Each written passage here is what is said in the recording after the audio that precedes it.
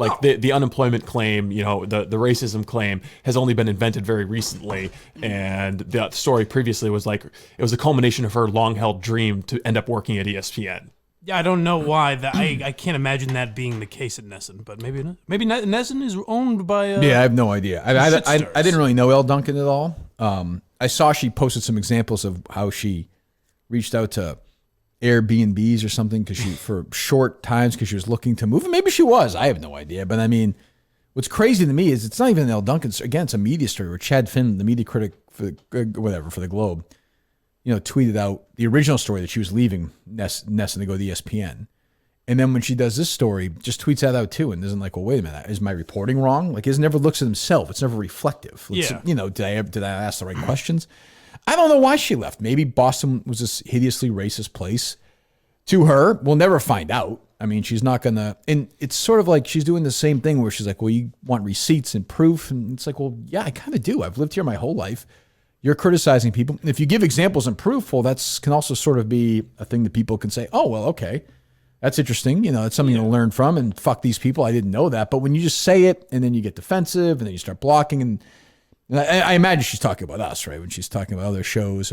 I would think people, so. I guess you and Jerry, fans are DMing colleagues or something. I don't know. That's not us, I don't think. I can say it's not me. I did tweet out that the PR guy said that she's not coming on, so I can imagine I tagged him in it. Oh, well, that's fine. Yeah, so she didn't want to come on because she didn't want to answer questions, and she's going to go to Dale, who's going to believe everything. I mean, everything she said. He already said he's going to. Yeah. He said it on Twitter. That's the most bizarre part.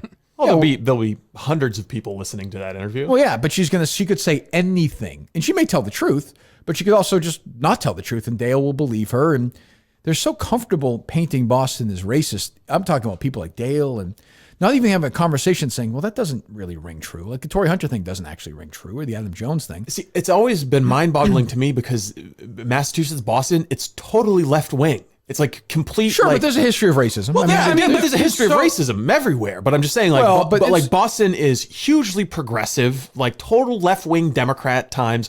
But they won't say Boston super liberal, Boston super racist. They don't. I guess reconcile those two beliefs that everyone has. I believe that people have stories like I took an Uber last week where the guy doesn't talk for the first 5 minutes of the ride. Yeah. And then we drive past some protesters, and he goes, we probably had enough of these protesters, huh? Right. And I thought I was just like, yeah, in general, sure. And he goes, and by the way, he was no altar boy. And I was like, yeah. All right. And I kind of put my headphones on. Yeah, there's no upside to that. So yeah, there are you can get in a cab and have a conversation with a guy who's got some racist views or whatever. I just don't know how different that is from anywhere else in the country. Well, I mean, I guess my point is if that's an example, the kind of level of example she gives, I'm right, where you had to move or... Yeah, I don't know. I'll be interested. I suppose I'll have to listen to the interview after, but it's going to be just pandering, believing, apologizing, and it's bullshit because Dale doesn't actually feel that way. Right. Like the Dale Arnold character on Twitter acts that way on the air, but he doesn't actually believe everything either, but he does that because I guess he wants to keep his job and he wants people on Twitter to say how thoughtful he is. So he wins that race. Congratulations. But, I don't know, she may be telling the truth. I have no idea. And that makes me sad. Thank you. If she came on and told us her story, I might believe her. I don't know. I have no idea. But I mean, But when you say ask for examples, when people provide them, it helps. You say these Karen videos that are coming out seemingly every day now.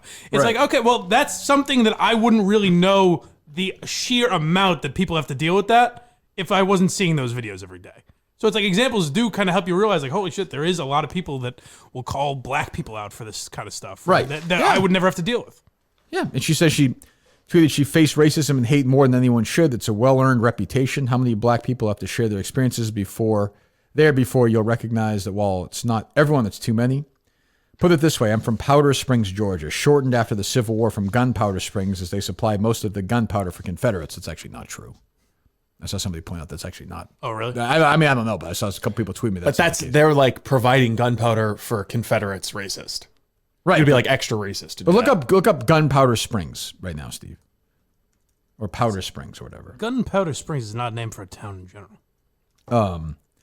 And I still never experienced anything like what I went through in Boston for 2 years, LOL. So when you say that, Like, to me, I think you are, if you're in the media and this is going on in history right now, I feel like you're obligated to tell us what it's about. If you're going to tweet that out there, if you're going to throw us that tease, well, if you're saying it's worse than whatever, Powder Springs, Georgia, which I suppose is bad or not bad, I don't know.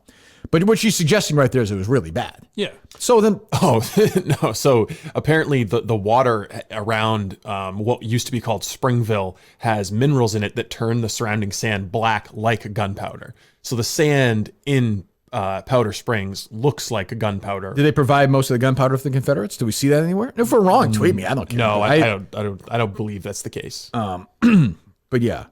So she says the network NESN was a safe haven, but it ended outside that building when she walked out of the building. Which, again, her experience is different than mine, of course. But I don't know. I don't know what happens when you walk out of the building. I don't know. And maybe she'll say that she had to wait at a restaurant longer than a white person did, and maybe she did. Maybe that restaurateur was right. I have no idea. But when you say that, like, if we're gonna have this conversation, listen and talk. Just throwing it out there is not enough. You have to let me know what was going on. I don't think that's an unfair ask. You can't say listen and then not say anything, right? Because we're listening. That you need something that paints the picture, that tells us. I mean, she puts still in anything. I still never experienced anything like what I went through in 2 years in Boston. That to me is like you're saying some strong stuff there. Well, it's kind of just waving your arms and saying, "Look at me." I don't know. But if she had, I don't know. You know, it's strange, but there you go. If some of y'all put the same energy into dismantling racism as you do into trying to disprove it, then we might be a lot further along. And you know who you are. She means us, I guess? I guess so, yeah. Okay. I'm going to hop on Daily Arnold Show Tuesday, so you can please stop sliding in my colleagues' DMs, LOL, SMH. Well, I can tell you, I personally, did you do that, Steve? No. I didn't. Mike? Nope. I mean, and by the way, so what if we did? I mean, I want to have Ray Bork inside me. Well, that's ridiculous. Dale blocked me. I can't slide into his DMs. Dale would love to slide into Ray Bork. Oh, God, he would love that. I was saying that when you were going to the bathroom, have you noticed that there's like a certain segment that pretends to really love Dale? Like, I guess it almost seems like he's the grandfather of. Well, it's like the blue media checkmark crowd, though. Yeah. Not like actual people. Yeah. Right. I guess so. Yeah, he's like nice to everyone, and Dale's very. I'm sure he's very nice to Elle Duncan. I'll just say that, very nice. Right. He's probably masturbating to her in the next room while she's on the air. I don't know anything about. Neither do I. I'm just guessing. I'm going to play with my penis now until it ejaculates. My name's Dale Arnold. I have a lovely young lady on next. Elle Duncan. Elle? So what you're telling me is that you walked outside the door one day and 50,000 people got together and screamed the N-word at you. I believe that's 1,000,000%. And again, I'm not. Elle Duncan may be telling the truth. I have no idea. I don't know what her truth is and what it isn't. That's fine. And she wants to tell it to Dale instead of me. I don't really care. But I do think that when you tweet stuff like that and you're a prominent media person and you shit all over a city, and it may be deserved, well, let's go. Like, what do you got? It seems much harsher to say, like, NESN was a safe haven. It literally seems like you'd leave the door and you were being harassed. That's what you're saying. So that would kind of warrant some examples, I would think. What do you think her goal was in tweeting that out? Applause. Yeah.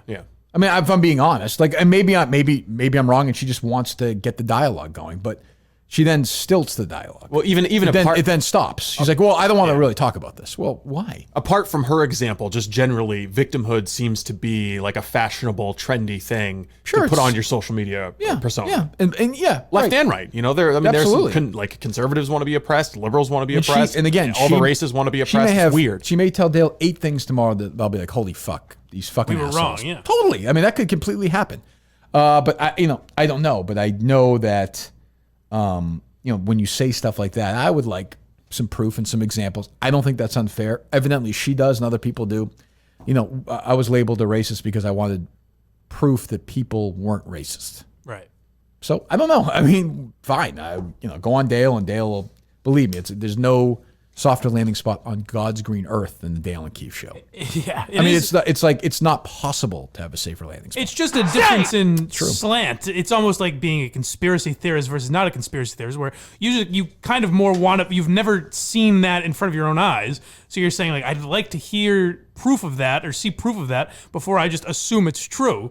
And these people are saying, like, you don't think that could happen? It's like, no, I think that could happen. Sure. But I'm just not seeing the examples. If Elle Duncan could give 6 examples, I could totally believe it. It wouldn't surprise me. But I don't believe the Tory Hunter story. Right. Like, I just don't. Like, and it does happen. And I saw people this weekend tweeting out, always, why don't you believe it? Well, because sometimes these people lie about this. Not, whether it's Smollett or whoever. We gave examples, Susan Smith or Charles Stewart. Sometimes these people who want stories to be bigger and bigger on both sides, left, right, white, black, whatever, and I make things up. I mean, this happens. Now you're almost incentivized to lie about that stuff. Sure, because no one's going to... You get your day in the sun, no one's going to question you. And maybe she'll, again, who knows? We'll see. I mean, I will actually have to listen to some of Dale's fucking interview tomorrow, which is going to be hard. Is it today or tomorrow? Tomorrow. Oh, which will be heartbreaking to have to listen to. God, it'll be awful. It'll be good. Jesus Christ. I think Rich Keefe's really going to grill you. All right, let's take a couple of calls and get out of here. While I'm setting it up, how much money would you be interested in spending so you could sit in the owner's box with Sam Kennedy? Oh, it looks like you've got your opportunity. If you want to open up that wall. Pal around. 15,000 get you that right now? Yeah, right now that's what the top bid is. Head to Boston with 3 of your closest friends. What's this for?